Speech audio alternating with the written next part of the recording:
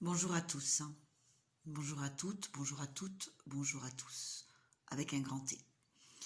Alors, je voulais faire une vidéo avec ma créativité, ma façon de voir les choses, sur la fraude du non légal, sur la souveraineté, qui est déjà bien expliquée sur la toile par beaucoup de gens, qui est pratiquée aussi par de plus en plus de souverains qui ont décidé de vivre leur liberté et leur propre autorité sans s'en remettre à une autorité extérieure.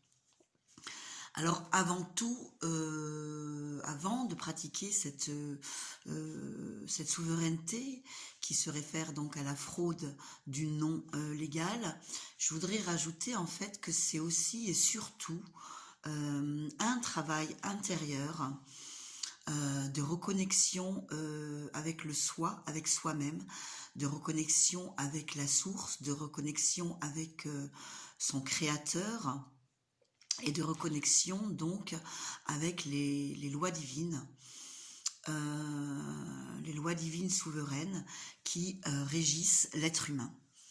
Hein, et donc à partir du moment où on veut représenter notre souveraineté, il est vrai qu'il y a certains paramètres, certaines émotions qui vont devoir être travaillées. Alors, dont la colère, la jalousie, enfin toutes les émotions lourdes qui nous traversent ne peuvent plus résider dans le soi, dans l'esprit avec lequel on se reconnecte. Et la dernière des émotions, bien sûr, va être la peur. Il va falloir choisir entre l'amour et la peur.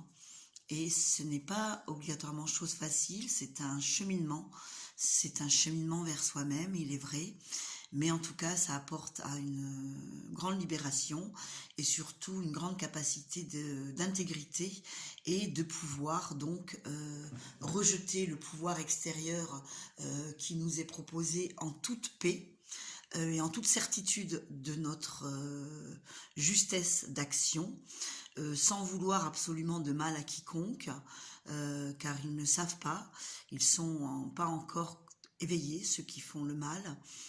Voilà, et on est tous reliés. En tout cas, moi, je pratique dans cette perspective, et donc je le transmets dans cette perspective. Voilà, ça c'était une introduction, et dès la prochaine vidéo, on va passer aux bases qui sont la loi sur laquelle nous sommes régis, et notamment la loi maritime. À tout de suite.